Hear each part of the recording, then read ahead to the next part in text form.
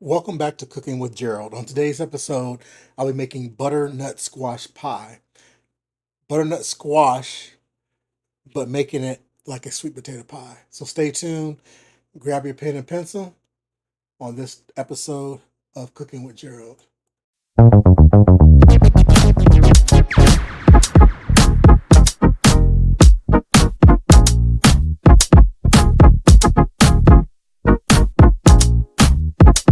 So I'm just going to take the seeds out of this to use to replant this spring. Okay, so to get started, you're going to need this, and this is actually a half of a recipe. And I'm going to give you the ingredient. I'm going to give you the ingredients for the whole recipe. This will make two two shallow pies or one deep dish pie. The full recipe will make obviously two deep dish or four single dish pies. You're going to need, for the full recipe, 3 pounds of sweet potatoes or yams that are baked at about 375 to 400 for about 60 to 90 minutes. What you want to do before you bake them is poke holes in the potatoes and rub oil on the outside of them. Clean them, rub them with oil, and take a knife and poke the potatoes all over so they don't burst in the stove. And just put them in a pan, uncovered. And once your knife can go in with no problems, they're done. You're also going to need one half cup or 1 stick of butter or margarine. And you want that to be cold, because what I do when I make my pies is I make them when the potatoes are hot out the oven. I don't wait until they cool off.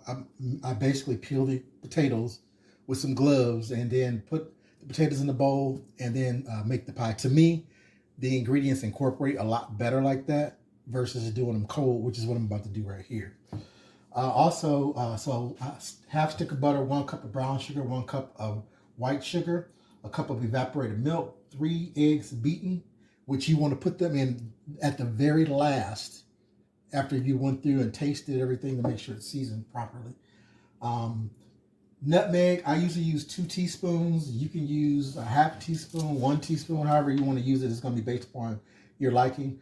3/4 teaspoon of cinnamon. I prefer nutmeg over cinnamon. 2 tablespoons of vanilla extract. And then for this recipe, and then you'll have to get 2 9-inch unbaked deep dish pastry pie shells and a half teaspoon of lemon extract.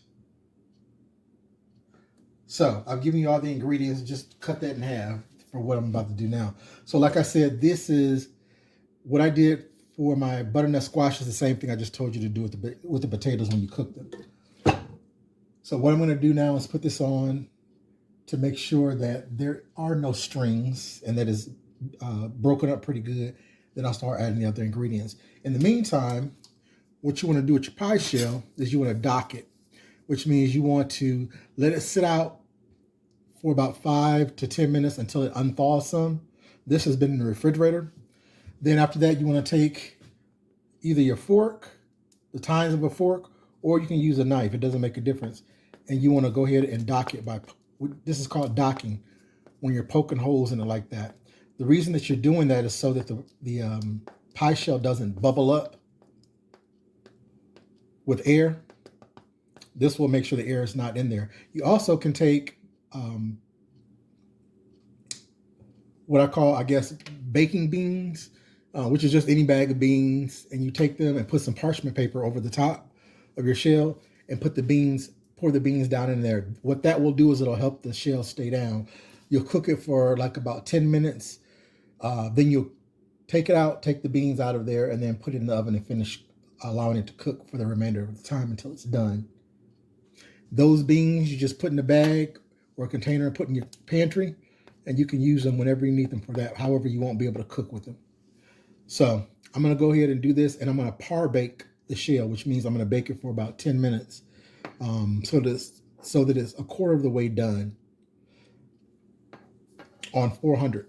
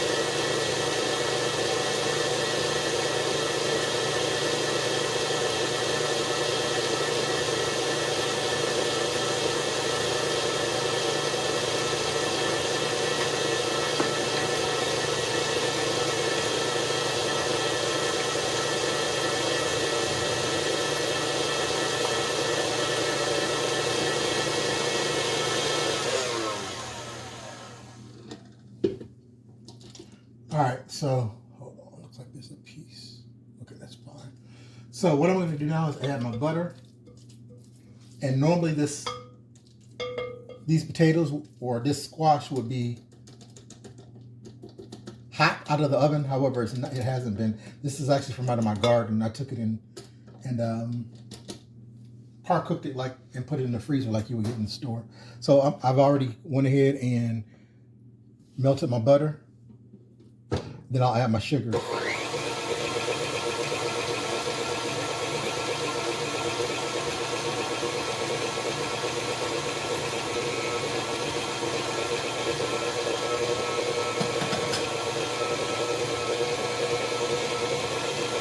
Here's the white sugar.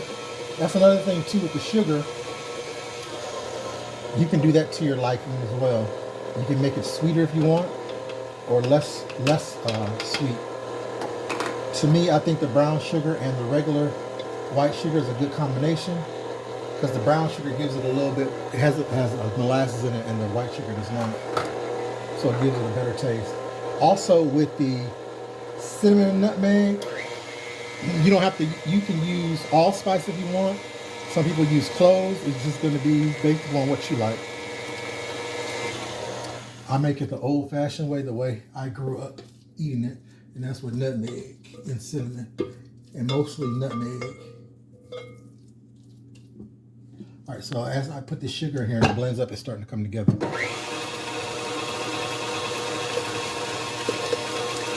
get closer.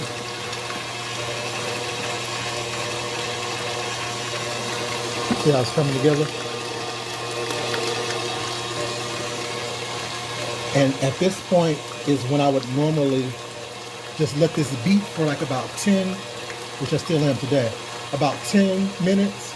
And the reason I do that is to break it up and to make sure that if there are any strings from the potatoes, it'll get caught up in the whisk.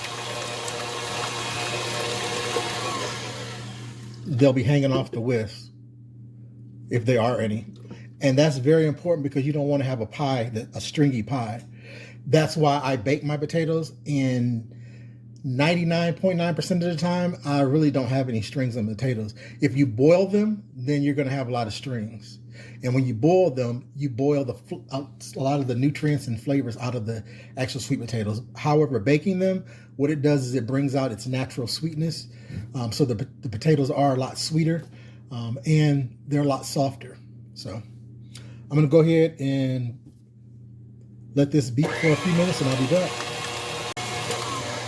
All right, guys, so I'm back. And I'm going to go ahead and add the rest of my spices.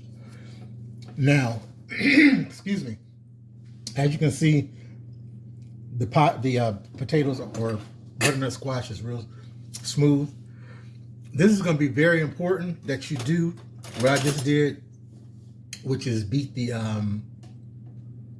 potatoes for a while, like about 10 minutes, because a lot of times when you see people with their sweet potato pies, they look chunky, like there's chunks of potatoes in them, and when they cook it, it don't look like it's done.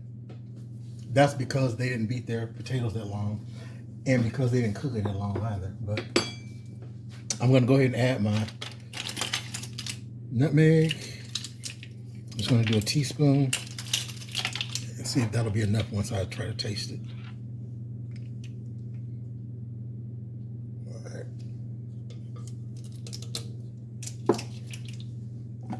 And my cinnamon, I'll put a half a teaspoon. I like flavor. And there's nothing like a sweet potato pie that tastes like your mama or grandmama made back when you were a child, or that they still make it if they still around.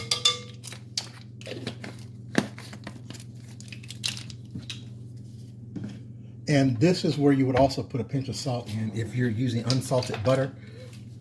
However, if you're using salted butter or margarine, you don't want to put any salt in there because there's enough salt in that already.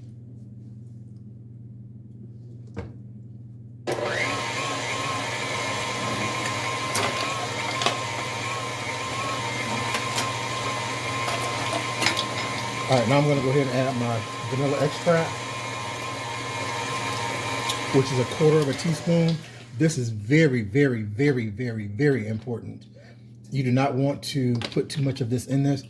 Lemon extract is extremely powerful, and you don't want it to overpower your pie.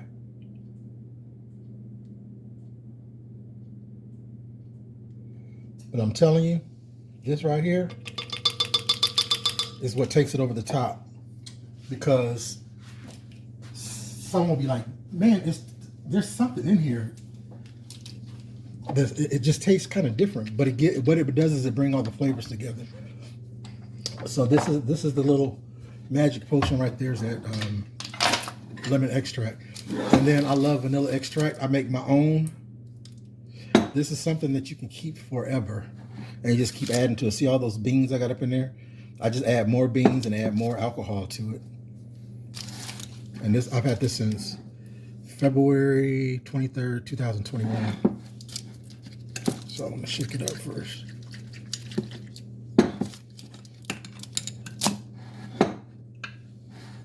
You can use your vanilla seeds by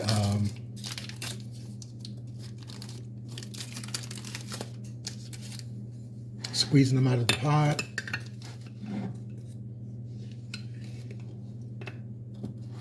All right, so that's one. I'm gonna put 2 in there.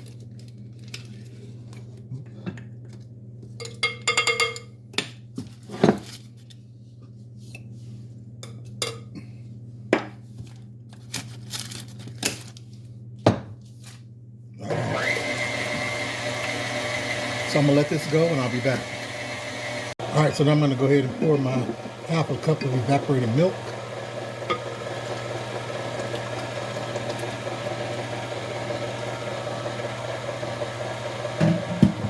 And once that comes together, I'll be back. All right, let's scrape this down.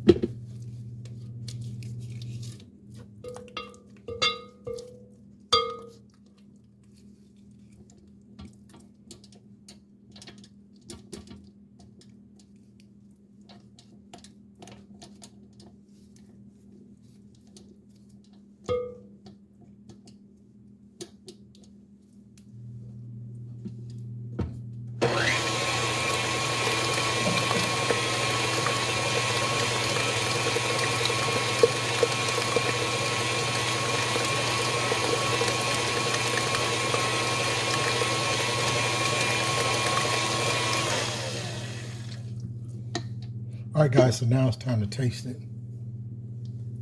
I haven't had none of this in about 30 years.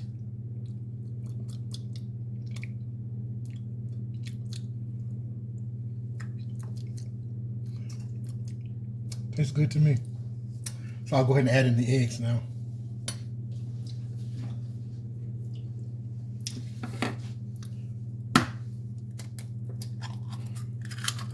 And this calls for 1.5 eggs.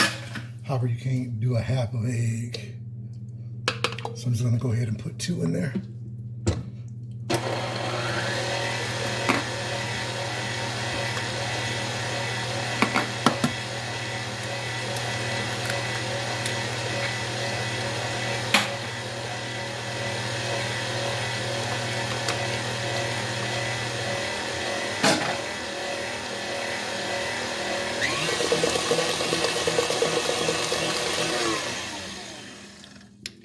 One more scrape down.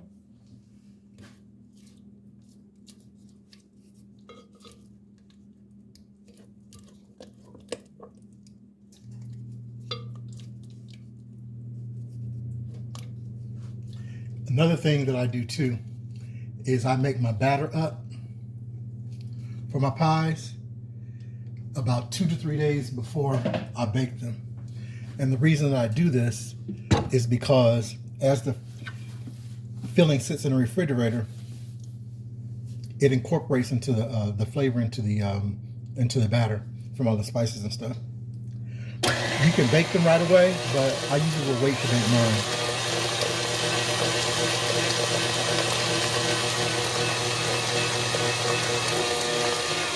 Which is what I'm going to do today. So I'll be back in just a moment. All right, guys, so this is done.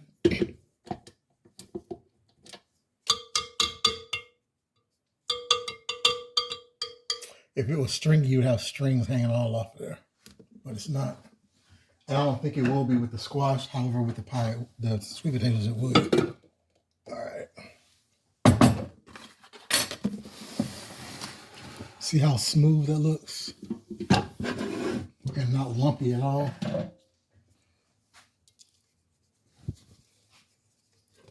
Very, very smooth.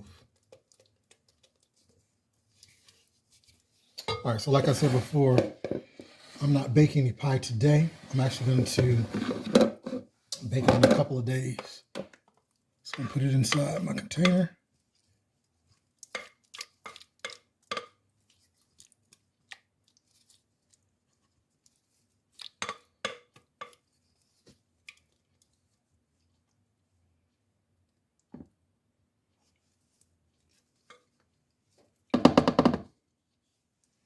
All right.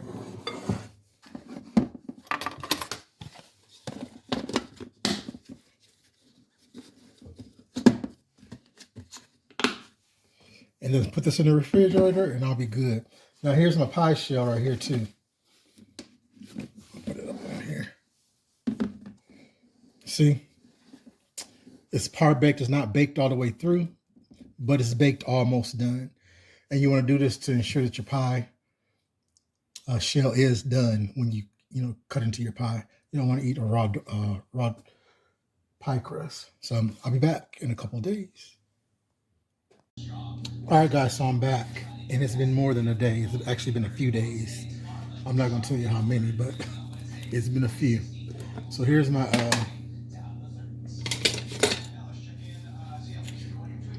my pie filling.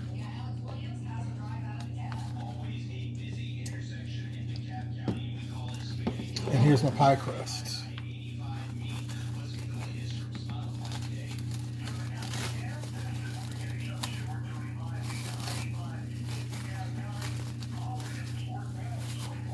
I got my oven preheated to 375, and I'm going to bake this for about 45 minutes to an hour.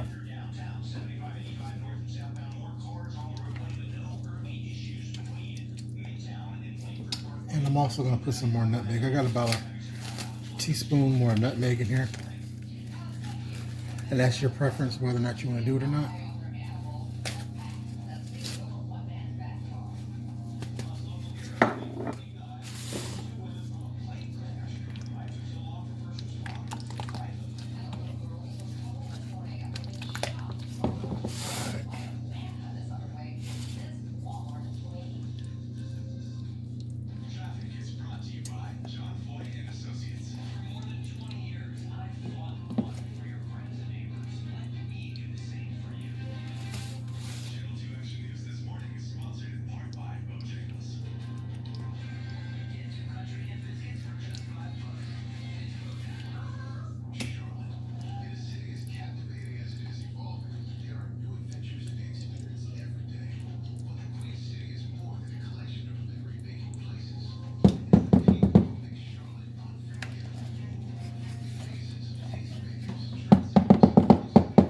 As I said before, this is enough for 2 regular sized pies, which I should go ahead and make that on.